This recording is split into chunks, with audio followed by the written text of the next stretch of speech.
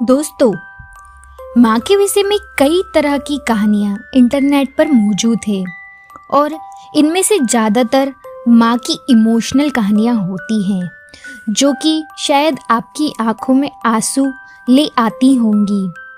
माँ के विषय में लिखी गई दर्द भरी कहानियाँ बच्चे हों या बूढ़े सभी को रुला जाती है, क्योंकि सभी इन कहानियों से कनेक्ट कर पाते हैं।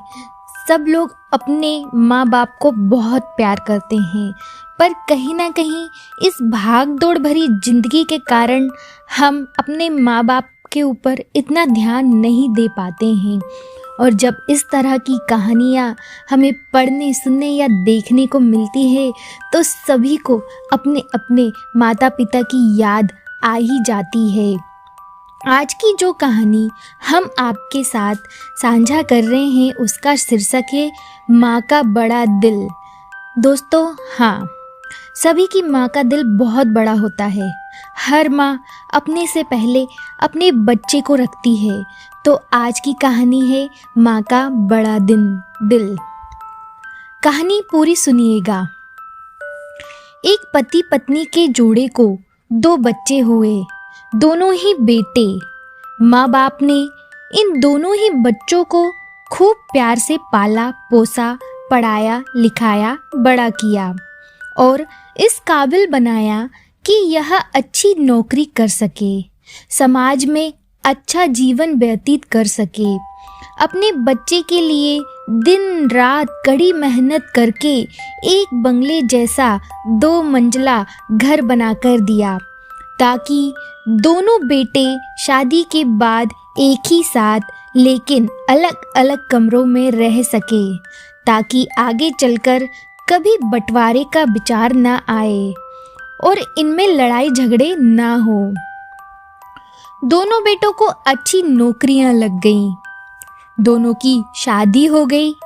बड़ा बेटा जो घर के पहले माले पर रहता था, उसको एक बच्चा भी हुआ। पोते का मुंह देखकर दादा दादी खुश हुए। सब ठीक चल रहा था, लेकिन थोड़े ही दिनों बाद बूढ़े पति की मौत हो गई। जब तक पति जिंदा था, दोनों बेटे और बहू माँ का सम्मान किया करते थे। जैसे ही पति मर गया, दोनों बेटे और बहुएं हर दिन माँ की सेवा करना तो दूर, माँ को हर दिन खाना खिलाने के लिए भी राजी ना थे। दोनों बेटे और बहुओं ने मीटिंग की और तय किया कि माँ को खाना खिलाने की जिम्मेदारी बांट ली जाए, यानी कि 15 दिन बड़ा बेटा और 15 दिन छोटा बेटा माँ के लिए खाने की जिम्मेदारी लेगा। जिन बेटों को बिना दिन रात देखे भूख ना होते हुए भी और मनचाहा खाना हमेशा खिलाने के लिए जो माँ तैयार रहती थी, अब उसी माँ को बेटों ने यहाँ पर दिनों के हिसाब से खाना दिया जाता था। माँ का दिल बड़ा था। माँ को इस बात की खुशी थी कि वह जैसे भी हो अपने बेटों के साथ रह रही है, और इसी खुशी के कारण बेटों के द्वारा दी गई रूखी सूखी भी उसे किसी पकवान से कम न लगती। लेकिन दुर्भाग्य की बात तब हो जाती है जब किसी महीने में 31 दिन आ जाते और उस एक दिन माँ को भूखा ही रहना पड़ता।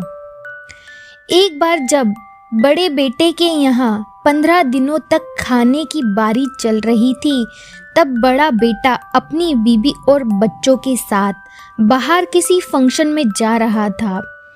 बड़े बेटे बहू ने माँ से कहा, माँ जी, आज खाना नहीं बनाया है, हम बाहर जा रहे हैं, वहीं खाएंगे।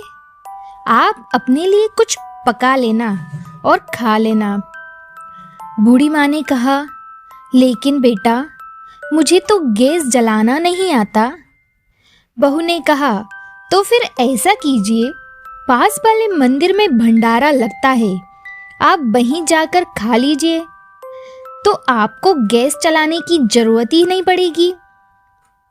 पास में ही खड़ा बेटा और पोता यह सब सुन रहे थे, लेकिन कोई कुछ ना बोला। बूढ़ी माँ को भूखा ही छोड़ बेटा और बहू फंक्शन में निकल गए। माँ को थोड़ा दुख तो हुआ, लेकिन फिर अपने आप को यह सोचकर मना लिया कि ठीक है, कभी कभी बहू को भी घर के काम से आराम मिलना चाहिए और भगवान का भंडारा खाने का सौभाग्य किस्मत वालों को ही मिलता है। माँ खुशी खुशी मंदिर में जाकर भंडारा खा आई। कुछ दिन ऐसे ही बीत गए। एक दिन बड़े बेटे को छुट्टी थी। बेटा, बहू और उनका बच्चा अपने घर में साथ में समय बिता रहे थे। माँ बाप छोटे बच्चों को पूछ रहे थे कि वह बड़ा होकर क्या बनना चाहता है और क्या करना चाहता है। छोटे बेटे ने बड़े ही सरल भाव से माँ बाप को उत्तर देते हुए कहा, वह बड़े होकर वकील बनना चाहता है। उसकी इच्छा इस घर से भी बड़ा एक घर लेने की है, लेकिन वह घर के मंदिर के पास होना चाहिए। माँ बाप ने पूछा, घर के मंदिर के पास क्यों होना चाहिए? तब बच्चा माँ बाप से कहता है, घर के पास मंदिर इसलिए होना चाहिए ताकि जब मैं बड़ा होकर किसी फंक्शन में बाहर जाऊं तो आप दोनों को ज़्यादा तकलीफ ना हो। मंदिर नज़दीक रहेगा तो आपको दूर भंडारा नहीं खाना पड़ेगा। मासूम बच्चे का ऐसा जवाब सुनकर दोनों के पैरों तले जमीन खिसक गई।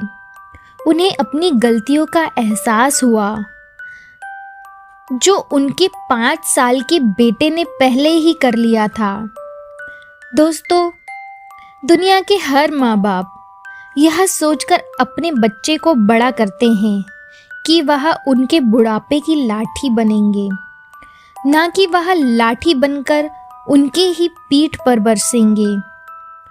कर्म का चक्र निरंतर घूमता रहता है। दोस्तों, आज तो तुम दूसरों के साथ कर रहे हो, आगे चलकर तुम्हारे साथ वही होगा, यह तय है। इसलिए हमेशा याद रखो कि दूसरों के साथ वैसा ही बर्ताव करो जैसा तुम चाहते हो कि बाकी लोग तुम्हारे साथ करें। मैं जानती हूँ यह कहानी, माँ की भावुक करने वाली कहानी पढ़कर बहुत सारे लोग भावुक हो गए होंगे, लेकिन इस कहानी को दर्शाने का उद्देश्य यह था कि हमारे भारतवर्ष में जिन माँ बाप को भगवान का रूप कहा जाता है, उनके साथ आजकल जैसा व्यवहार हो रहा है वह नहीं होना चाहिए। पूरी कहानी सुनने के लिए बहुत बहुत धन्यवाद। अगर कहानी अच्छी लगी हो तो लाइक, शेयर, सब्सक्राइब करना ना भूलें। Thank you so much.